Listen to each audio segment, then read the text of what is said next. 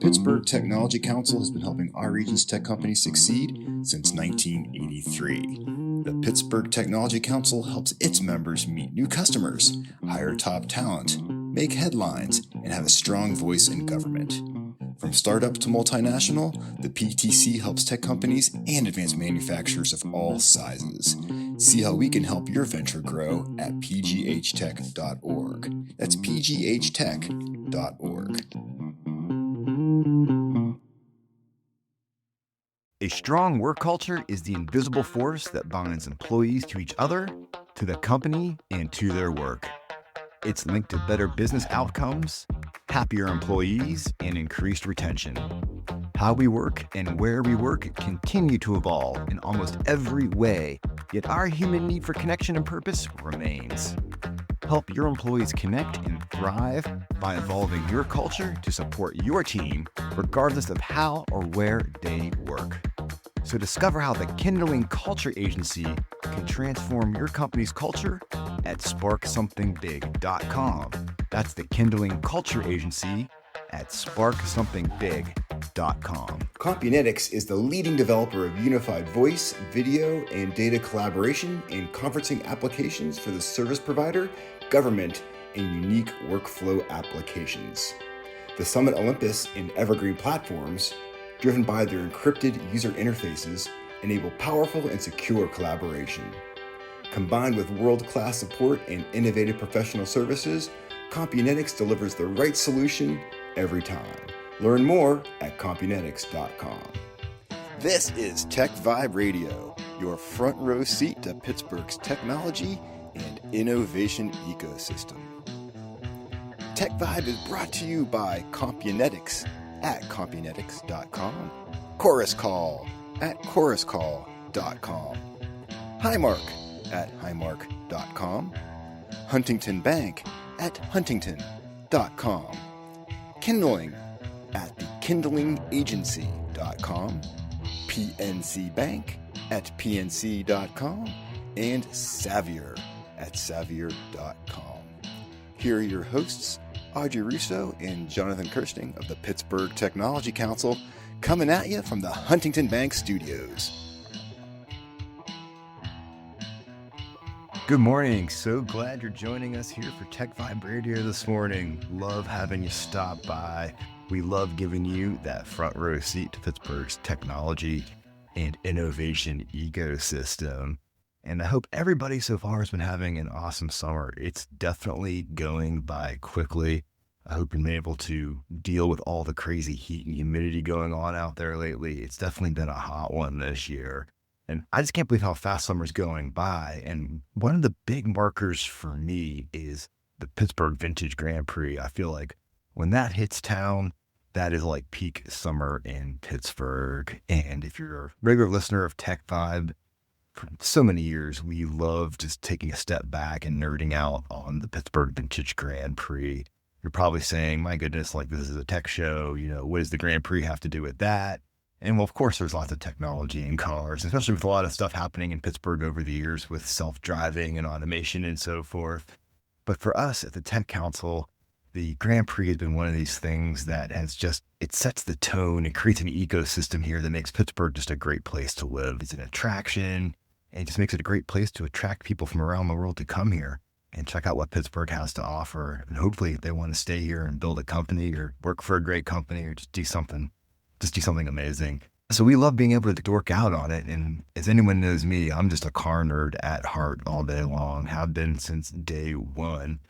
And this year I hung out with DelBianco, who's been running the Grand Prix for seemingly ever, along with our good friend Mike Broeker of Bedford Management. He's a car nerd at heart, but also was an engineer for GM back in the day. We love getting together to completely nerd out, and our nerd out goes way too long for this show, so I excerpted the best chunks of our nerd out so you can just get the key details about this year's Grand Prix. There are so many changes because of the closures of the bridges in Schenley Park, and we're going to go over all those details. And of course, if you want to listen to the entire nerd out with us, and I encourage that you do that, just go to pghtech.org, click under our podcast drop down, and you will find it right there. Or of course, wherever you get your podcast, just look for TechVibe and it'll be right near the top there. With summer coming along, another key thing that happens for us at the Tech Council is nominations for our Tech 50 awards. And Tech 50 happens in November and it is just July, but there's a process and it is now on. And so it's kind of hard to get people to nominate it first because they're thinking, oh my goodness, it's still like 4 or 5 months away. And it's like, it's right around the corner. We'll be complaining about the cold before you know it. And once again, you go to pghtech.org. You can find our nomination form there. Really encourage everyone, if you're a tech company, nominate yourself, or if you have a client who's a tech company, nominate them. It doesn't take a lot of time to fill out the nomination, and it's just a great way for us to honor the fastest growing, the most innovative tech companies in the Pittsburgh region. So between that and Pittsburgh Vintage Grand Prix, it is summertime, and I am looking forward to going to the Grand Prix. Yes, it's always the hottest day of the year, it seems like, for the Grand Prix, but it's worth it because there's some cool changes. Let's jump into it right now, and you can see everything that's going on. Mike, always a pleasure to be here. You're like my partner in crime for all things Pittsburgh Vintage Grand Prix on TechVibe Radio. I think it was 2018 that we were just talking. We both love cars and tech. And obviously we had a lot of car tech happening at that time here in town. Yes. And we should do a tech vibe. It's like, yeah, why not? That makes total sense. Like, it's a tech show. It's like, damn straight it's a tech show. And it's also a car show too once a year. And there's lots of tech in cars. And I'm just excited to have you guys here because this is, I don't know, like, at first I thought, oh my goodness, with the closure of the bridges, what's going to happen to the course? But you guys are doing some magic. So we're going to jump into the key details. In case you don't know, go to pvgp.org. You can get all the details there. And of course, the action starts on July the 11th through the 20th. If you don't know, there's actually like 10 days of events, car shows, all sorts of motorsport events across the region. I mean, but I always look at it as like the Schenley Park finale, the final weekend. To me, Dan, is always like the magic because it's right in my backyard. I can almost smell, the gasoline from my house. How long has the Grand Prix been around for now? This is our 43rd year. 40. See, when I said 40 decades, I checked myself like, no, 83, because Mike Broeker was at the first one. I lived at Dawson at the Boulevard of the Allies, right up Stella Pit at that time. And we just literally walked over the Charles Anderson Bridge and put a blanket up, and we were there at the first one. That's fabulous. That's what I thought. People knew about it back then. Right. We heard it. We were that close. That's so cool. And it raises money for a fantastic cause as well, too. Tell us about that. Yeah, Autism Pittsburgh and Cherokee Allegheny Valley School have been our charity since the beginning, and we just went over the $7 million mark last year. That's amazing. It is amazing. Yeah. I mean, 43 years and $7 million. Maybe you do the math, it doesn't come out to be an incredible amount, but when you understand that it's all volunteers that put this together. Exactly. And the time and cost to build a track in a city park. Which makes this, I think, very unique for North America. Is this like one of the few like vintage races? Certainly from a vintage standpoint. Yeah. So, Indy and others can build some tracks, like they just had in Detroit for the Indy car. Surely. Yeah, in terms of a vintage, there's no one else that does it. They did something similar in Chattanooga for a couple of years, but that's not happening. You need the cooperation of the city. I want to take this time to give a plug to all of our friends on the Special Events Committee. Had a big meeting last week with 40 people. And other cities can't do it, don't do it. You've got to pull together every department, public works, fire, EMS, police. Everybody. To make it a safe event, to make it, exactly. I mean, it's incredible. So really, this is your full-time job, 24 hours. Sometimes more than that, I think, right? Oh my goodness. See, that's incredible. And it shows you the spirit that this can happen in Pittsburgh. There are folks that are passionate and care. We were going to have Sam Lament on today. We'll pour one over the curb from. He's been volunteering forever. He's now head of the paddock, right? The voice of the paddock. Yes. Yeah. It's a very deep voice. We've had Sam on before, but we miss you, Sam. But absolutely. We had a scheduling snafu. It'll be okay. Excellent. So But talk about some of the events that are leading up to what I call the big day of the last weekend. There's all types of things that raise money. I mean, there's some car shows. There's even a rally, which I really want to try doing a rally one of these days. So that's actually the very first event, and it's a week outside of our 10 days. Right. So Sunday, July 6th, we do it from Dual Devil's Garage down in Bridgeville.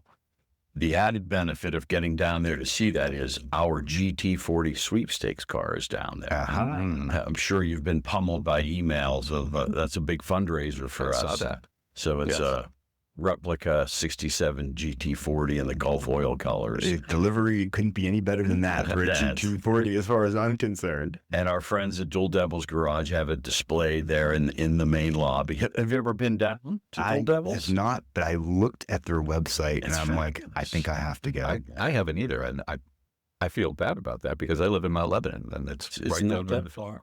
It's about a mile down from where Yanko Chevrolet used to be. It's kind of a historic area for sure. And the Yanko Camaros. Yeah, and the first two cars, these floors are filled with cars. They're at Dual Devils. They do some auctions and sell some cars.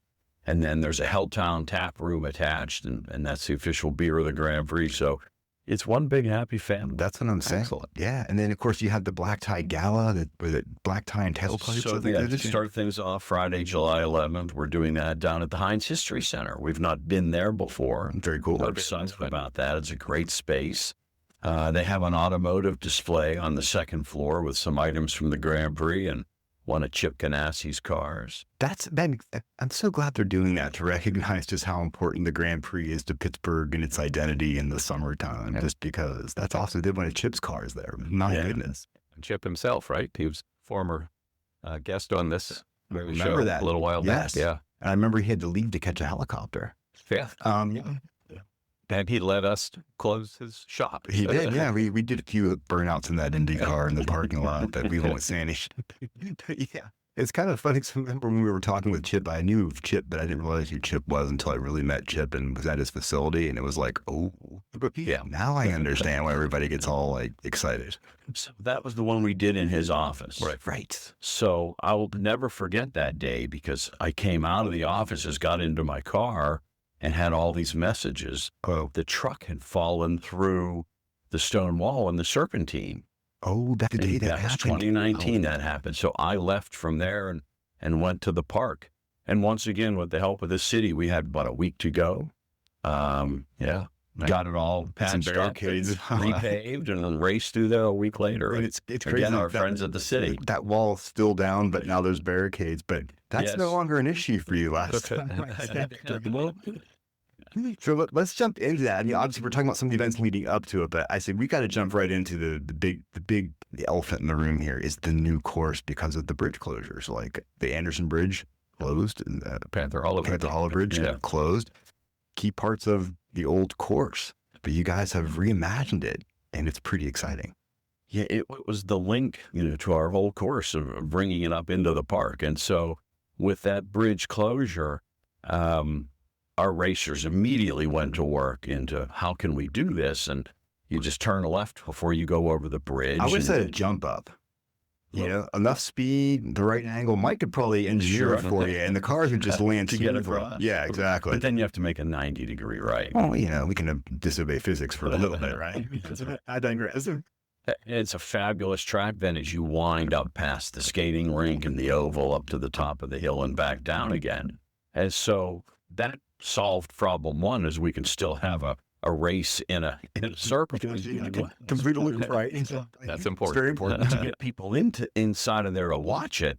I mean, you really can't cross a live track easily. So, and we still have a golf course full of sponsors and 3,000 cars and show cars and everything else. So we said, well, we've got to provide some entertainment there. Let's take the best part of our track, which is the 1 mile from Phibbs Conservatory up through the golf course to the log cabin at the top of the hill. And so we've turned that into the Motul Panther Hollow Hill Climb. That is so cool. 60 or so cars are going to make the 1 mile charge up the hill and provide entertainment for everybody on the golf course. That's awesome.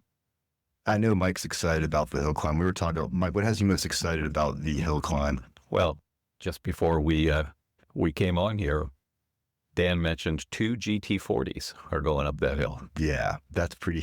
That alone for the press. That mission, absolutely. To hear them echoing through the Panther Hollow, because the hill climb is one car at a time every 30 seconds. You're not worried about, 2 big bore cars going too fast side by side through the park. And so the GT40s are raced by longtime Grand Prix racers. They race those cars in pit race. So they know what they're doing. They know what they're doing, and they understand it's all about the entertainment factor. If you guys have seen the Goodwood Hill Climb, it's kind of the same idea. Got me excited because I'd seen footage of that. And I'm like, oh my God, I literally think this is going to become something that's going to redefine the Grand Prix. This could be something that people are coming to the Pittsburgh Hill Climb, the Vintage Grand Prix Hill Climb. And they'll be like, that's cool. Whatever. They'll be like, this is that's awesome. It's going to be. So you've not had a lot of sleep then. You've had to put together some major changes over this past year because of the bridge closures and instituting a new hill climb. And it's just like... And our team is hard at work. We're out at Schenley at least once, if not twice a week on meetings. Of course. Because now you're setting up corner stations. Where does the concrete go? And all of the planning. So it's really... You go back to 1982 when they were planning for 1983. We're back at that point, but we're planning 2 races. Exactly right. Yeah. 2 at the same time. Yeah, it's amazing when I talk to people and they're like, oh, they're at the same time. You're not going to stop one for the other. Or like, you can't even see one from the other. Exactly right. Oh my goodness. So I'll tell you what, everyone, you got to go to pvgp.org, check it out, because this is something where, look at it, find the things you want to go to and attend. I know every year it's always the hottest day in July, but it's okay. It's going to be worth it. A tri golf course is a good golf course. Oh, I can only imagine another logistical. Maybe it's a little wet outside. No rain. We already had our rain this year in Pittsburgh. We've had plenty. We've had plenty. So it's going to be a great, hot, dry day. And it's going to be fantastic all the way around. And it all kicks off on July 11th. Simple as that. So that is fantastic. So let's nerd out on a couple details here. What do you guys say? Let's do it. Great. I want to go back to this whole hill climb thing because you mentioned 60 cars, 30 seconds apart. Are there qualifying runs for this? Is there practice we can also watch? But I'm just trying to think, if I'm in the GT40, I'm assuming you're not going to put my 65 Beetle in front of it. So he would pass me in 25 seconds. We will take care to make sure that doesn't happen. No one's getting past. No passing. Yes. Yeah. But very much like Goodwood, it's really more about it being a show. Exactly. I mean, we'll be timing, but a lot of the folks are just there for the entertainment. Honestly, to hear some of these cars just going full tilt boogie, it's just amazing. Just to hear all that mechanical tech. Right. So for 42 years, we've seen a lot of British sports cars, MGs, Triumphs, and German BMWs and Porsches come up through there. This gives us a chance for not only the GT40s, there's Mustangs. We've got historic stock cars. Nice. Really? That are coming in. Scott Dolphy from out at Pit Race has a Silverado. He's got a couple of other folks running some retired NASCARs up there. We've got some open wheel things. We've got a Cobra that's going to make the run. And we've got about a dozen of our racers who are going to do the oval and then take a break and come over and do the hill climb. Nice. They don't want to miss out on that. So they're going to do both. Yeah. Oh, that's awesome. And so the whole entry list is published on our website now. Yeah. And it's a whole different group of things, of cars that we haven't had before, and 2 exciting things that we've added. So we've got a couple of professional drifters coming in. What? Okay. To drift off the hill and maybe drift back down. Wow. Really? Wait. Who are these men or women that are doing this? They're professionals that have done it. We just have a couple of them. It's going to make all the noise in the world, but you've got a wide enough road to get that done. And the other thing that we're going to add to this is, because we're right in between Pitt and CMU, have the SAE Formula teams come out, do a little backyard brawl, have Penn State and WV. Really? Okay. They may take a couple of runs up the hill. And the Pitt and CMU teams in the past did take runs at lunchtime many years ago. So we're glad to bring that back. And now they're officially part of the whole shebang. Yeah. Now, this will happen both Saturday and Sunday? That's right. Yeah. Okay, so you'll have stage 30 cars one day, 30 the next No, I mean, all 60 will run. We're gonna run them so that everybody gets a run in, and then it's going to be almost like an autocross when you come back down. If you're ready to run again, get back in line. Keep going. But imagine that space in front of Phipps is kind of tight, and that's our paddock. So, And the paddock is a great viewing area. Honestly, It some of the is. best viewing is walking through and just seeing the cars getting readied and everything like really that. It's is. pretty Absolutely. fun. Yeah. but it takes a lot of space with the trailers and support vehicles, and et cetera. But yeah, the paddock the paddock for the oval is still up on Prospect like it always has. Oh, for sure. I cannot wait to get out to the Grand Prix. I hope to see you out there. I'm going to be hanging out the hill climb, that's for sure. I am very excited about the hill climb this year. I think that's just a fantastic way to see some of the world's coolest cars just doing their thing. And yeah, just really excited for this and for Pittsburgh. I hope to see tons of people out there. I know our tech community always has a big showing out there. A lot of our friends here at the Tech Council have cars they bring out or they're actually racing and so forth. So it's a great day for Pittsburgh. We love putting a spotlight on it. And I just really appreciate you hanging out with me this morning. Just so much fun to be hanging out with you, that's for sure. And we just love giving you that front row seat to Pittsburgh's technology and innovation ecosystem. And one last time, pghtech.org. Go there and find out why we love helping tech companies succeed. I hope you have an awesome rest of your Sunday and do something super fun today. We're going to catch you on the next one. Thanks for geeking out with us on TechVibe Radio. Tune in next Sunday for more tech and innovation stories right here from Pittsburgh. TechVibe is brought to you by Compunetics at Compunetics.com, Chorus Call at ChorusCall.com, Highmark at Highmark.com, Huntington Bank at Huntington.com, Kindling at TheKindlingAgency.com, PNC Bank at PNC.com, and Savier at Savier.com. And we're always coming at you from the Huntington Bank Studios.